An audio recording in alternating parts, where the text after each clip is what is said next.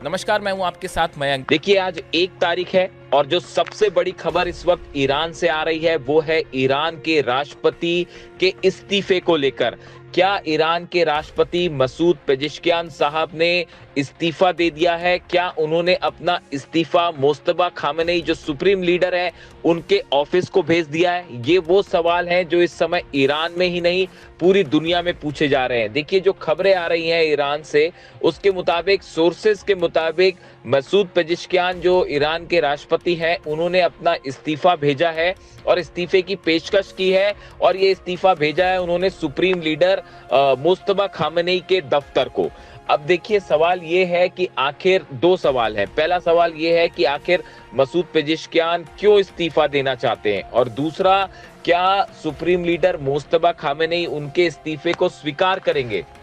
देखिए, जो खबरें आ रही हैं ईरान से, ईरान की अलग अलग न्यूज एजेंसीज के जरिए, जो ईरान के राष्ट्रपति हैं मसूद पेजेश्कियान, इनका कहना ऐसा है, इनकी तरफ से इस तरह की बात सामने आई है कि ईरान में अब तमाम फैसले जो हैं वो ईरान की सेना ले रही है और जितने अहम फैसले हैं, अहम चर्चाएं हो रही हैं या बातचीत को लेकर जो फैसले हैं, ये सब के सब पूरी तरह से अब ईरान की सेना के हाथ में है, आईआरजीसी के हाथ में है। इस बात को लेकर मसूद पेजेश्कियान साहब जो हैं वो कुछ खुश नहीं है और ना ही इस बात को लेकर सहमत है। इसीलिए बताया जाता है कि उन्होंने इस्तीफे की पेशकश की है। लेकिन बड़ा सवाल ये है कि देखिए, अभी इस बात को समझना होगा कि ईरान में इस समय हालात ऐसे हैं कि ये जंग का टाइम है। इस समय ईरान के ऊपर अमेरिका, इजराइल, यूएई समेत तमाम मुल्कों ने हमला किया है, जंग चल रही है। ऐसे में कमान सेना के हाथ में होना बेहद जरूरी है। देखिए, ईरान की सेना ने जो करारा जवाब दिया अमेरिका को और इजराइल को, ये एक मिसाल बन चुका है। ऐसे में अगर अमेरिका और इजराइल का करारा जवाब देना है, उनका मुकाबला करना है, इसलिए ईरान की सेना के हाथ में कमान होना बेहद जरूरी है। देखिए, आईआरजीसी जो प्रमुख है अहमद वाहिदी साहब, इनके सख्त रुख की वजह से आज अमेरिका घुटनों पे है, इजराइल घुटनों पे है। जो एग्रेसिव नीति ईरान की सेना ने अपनाई है, उसकी वजह से आज ईरान ये जंग जीता है। ऐसे में ये बात समझना बेहद अहम है कि ईरान में जब तक सेना के हाथ में कंट्रोल है, तब तक डोनाल्ड ट्रंप अपने किसी मंसूबे में कामयाब नहीं हो सकते और ना ही नेतन्याहू कामयाब हो सकते हैं। इसीलिए ईरान के करोड़ों लोगों का समर्थन भी ईरान की सेना के साथ है। जब ईरान की सेना सड़कों पर मिसाइल्स लेके निकलती है, उनकी प्रदर्शनी होती है, ड्रोन्स दिखाई जाते हैं, यहां तक कि अब जो छोटी बोट्स हैं उनको दिखाया गया कल रात तेहरान में, तो लाखों लोग जो हैं वो ईरान की सेना जिंदाबाद के नारे लगाते हैं और अमेरिका और इजराइल मुर्दाबाद के नारे लगाते हैं। आज ईरान की जनता को अगर किसी पर सबसे ज्यादा भरोसा है तो वो है ईरान की सेना पर, अहमद वाहिदी साहब पर। अहमद वाहिदी साहब वो शख्स हैं जिन्होंने अली खामेनेई साहब के साथ मिलकर लंबे समय तक ईरान में किस तरह से एडमिनिस्ट्रेशन चले और खासकर सेना से जुड़े कैसे फैसले हो, उनको बेहद करीब से देखा है। इसीलिए अमेरिका भी ये मान के चल रहा है कि जब तक अहमद वाहिदी के हाथ में ईरान की सेना की कमान है, तब तक अमेरिका ईरान का कुछ नहीं बिगाड़ सकता। हकीकत यह है कि अहमद वाहिदी साहब इस समय अमेरिका के और इजराइल के यानी सीआईए और मोसाद की टॉप लिस्ट में है और अमेरिका की तरफ से कोशिश हो सकती है उनके असैसिनेशन की। ऐसी स्थिति में बेहद जरूरी है कि पूरा ईरान अपनी सेना के साथ खड़ा रहे। आज देखिए, 12 अरब मुल्कों ने के बेसिस से हमले हुए ईरान पर, लेकिन ईरान ने उन्हें करारा जवाब दिया। 16 बेस तबाह है, 42 अमेरिका के जेट गिरे हैं।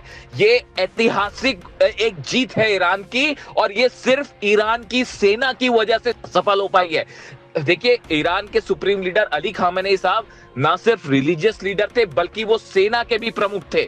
उन्होंने अपनी सेना को इसी तरह से तैयार किया था, इसी दिन के लिए तैयार किया था कि एक दिन ये जरूर आएगा कि अमेरिका और इजराइल ईरान को खत्म करने की कोशिश करेंगे। लेकिन आज अली खामेनेई साहब के सिद्धांतों पर चल के, उनके वैल्यूज पर चल के, उनके दिशा दिखाए हुए रास्ते पर चल के जो है, आज ईरान की सेना ने अमेरिका को हार दी है करारी शिकस्त दी है। यही वजह है कि आज ईरान जो है वो पूरे अरब में एक प्रभावशाली देश के रूप में उभरा है। आज तमाम अरब के मुल्क जो हैं वो ईरान की तरफ देख रहे हैं कि कोई भी फैसला ईरान की परमिशन के बिना नहीं हो सकता।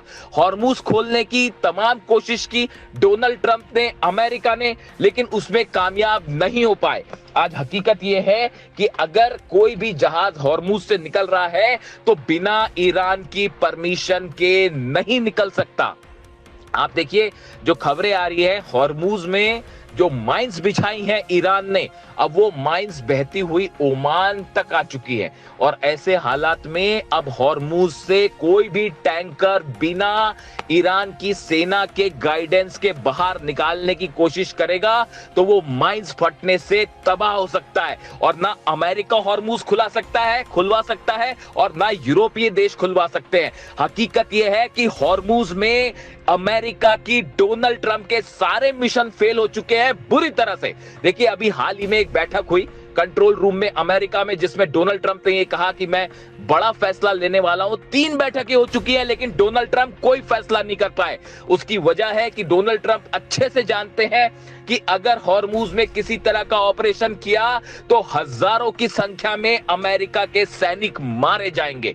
एक बड़ा प्लान तैयार हुआ है। अमेरिका के जितने जनरल्स हैं उन्होंने डोनाल्ड ट्रंप के सामने एक प्रस्ताव रखा, एक प्लान रखा है जिसमें कि हॉर्मुज में ग्राउंड ऑपरेशन करने की भी तैयारी, खार्ग आइलैंड पर, केशम आइलैंड पर, लारक आइलैंड पर ग्राउंड ऑपरेशन अगर किया जाता है तो कैसे किया जाएगा इसका प्लान रखा था। लेकिन उसके बाद भी इस प्लान को स्वीकृत नहीं किया गया। परमिशन देने से डोनाल्ड ट्रंप डर रहे हैं क्योंकि कई एक्सपर्ट ये बताते हैं कि ग्राउंड ऑपरेशन हुआ तो आईआरजीसी सेना का गुस्सा भयंकर है और उसके सामने बहुत बड़ी कैजुअलिटी हो जाएगी अमेरिका के सैनिकों की और मौत के घाट उतार दिए जाएंगे। ऐसे हालात में डोनाल्ड ट्रंप अगर आज किसी तरह का ग्राउंड ऑपरेशन करने से डर रहे हैं तो इसका पूरा क्रेडिट जाता है ईरान की सेना को, ईरान के सेना के प्रमुख को। देखिए कई यूनिट्स हैं जिसमें ईरान की सेना को डिवाइड कर दिया गया जो मोज़ाइक प्लान था उसके तहत, और आज ईरान की सेना अलग अलग यूनिट्स पे काम कर रही है। ड्रोन्स के जरिए हमले हो रहे हैं, मिसाइल्स के जरिए ईरान की सेना लगातार हमले कर रही है। ये प्लान पूरी तरह से डिवाइड किया गया है कि कौन कैसे काम करेगा। इन सूरत हाल में अब ईरान के लिए ये बेहद जरूरी है कि ये मुश्किल का वक्त है और ऐसे मुश्किल की घड़ी में पूरे ईरान को एकजुट रहना होगा। देखिए ईरान ने एक इतिहास रच दिया है और थोड़े ही समय बाद ऐसा लगता है कि वो घड़ी भी आ जाएगी जब अमेरिका को अपनी सेना को हॉर्मुज से लेकर वापस लौटना पड़ेगा। सारे जहाज लेकर डोनाल्ड ट्रंप वापस भागेंगे अमेरिका, वरना पूरी दुनिया की इकोनॉमी हिल जाएगी। ऐसे में ये बहुत ऐतिहासिक जीत हो सकती है ईरान की कि लाख कोशिश की अमेरिका इजराइल ने लेकिन ईरान को नहीं झुका पाए और पहले जंग में हारे, फिर हॉर्मुज की भी जंग हारने की कगार पे खड़े हुए हैं। और देखिए जहां तक न्यूक्लियर डील का सवाल है, तमाम कोशिशें हो रही हैं। ईरान ने साफ कर दिया है कि हम किसी भी सूरत में अपना यूरेनियम नहीं देंगे, ना ही न्यूक्लियर प्रोग्राम पर झुकेंगे। ये एक बड़ा स्टैंड आज ईरान ले पा रहा है, तो इसके पीछे सबसे अहम भूमिका है ईरान के वो करोड़ों सैनिक जो अपने देश के लिए जान कुर्बान करने को तैयार है। ये हौसला, ये हिम्मत, ये ताकत पूरी दुनिया देख रही है। आज इमाम हुसैन के सिद्धांतों पर चलते हुए, खामेनी साहब के सिद्धांतों पर चलते हुए, करबला से सीख लेते हुए ईरान की सेना ने आज दुनिया के सबसे शक्तिशाली देश अमेरिका को झुका दिया है और इसका पूरा क्रेडिट ईरान की सेना और उसके बहादुर जवानों को जाता है।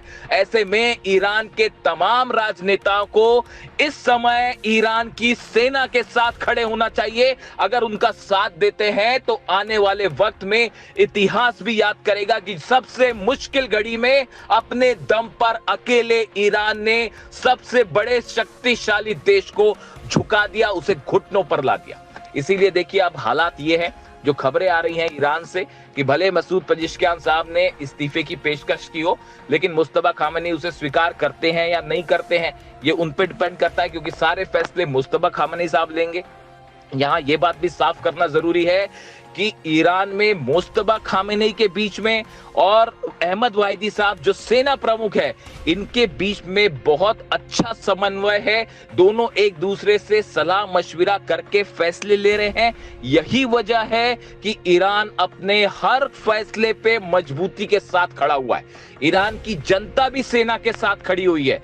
ऐसे में हर फैसला लेने में ईरान की सेना को पूरा फ्री हैंड दिया जाना चाहिए। और ना सिर्फ वहां की जनता तो साथ है ही, जितने पॉलिटिशियंस हैं, नेता हैं, उनको भी ईरान की सेना के साथ खड़ा होना चाहिए, ऐसा तमाम एक्सपर्ट्स मान के चल रहे हैं।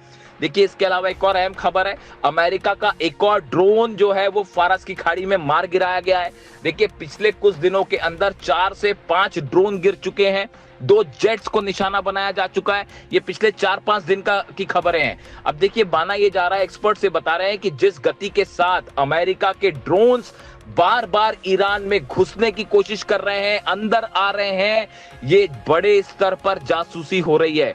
ये किसी बड़े ग्राउंड ऑपरेशन का एक प्रिलिमिनरी स्टेज हो सकता है, यानी जासूसी के जरिए करने के बाद, लोकेशंस ठिकाने पता करने के बाद, मिसाइल्स कहां है, डिफेंस सिस्टम कहां है, कहां कितने सैनिक है, कहां मूवमेंट है, ये पूरी जानकारी अमेरिका हासिल करके एक बड़ा ग्राउंड ऑपरेशन भी कर सकता है। अगर ईरान ने यूरेनियम नहीं दिया, न्यूक्लियर प्रोग्राम पर सहमति नहीं बनी, तो इस फ्रस्ट्रेशन में एक बार फिर से हमले की कोशिश हो सकती है। इससे भी इंकार नहीं किया जा सकता। ये जो बार बार जासूसी ड्रोन्स अंदर आ रहे हैं, MQ-9 रिपर ड्रोन्स अंदर आ रहे हैं, जिन्हें हालांकि ईरान ने मार गिराया अपने डिफेंस सिस्टम से, लेकिन जिनकी संख्या बता रही है कि एक बड़ा ऑपरेशन भी हो सकता है और डोनाल्ड ट्रंप कभी भी वो फैसला कर सकते हैं, जिसका करारा जवाब देने के लिए ईरान की सेना तैयार है। तो इस समय हालात ये है कि पूरा ईरान एकजुट खड़ा हुआ है। अब नजरें इस बात पर है कि मसूद पेजिशकियान साहब का जो इस्तीफा की पेशकश की है उन्होंने, ऐसे जो सूत्रों से खबर है, इसका अंजाम क्या होता है, जो भी अपडेट होगा आप तक पहुंचाएंगे।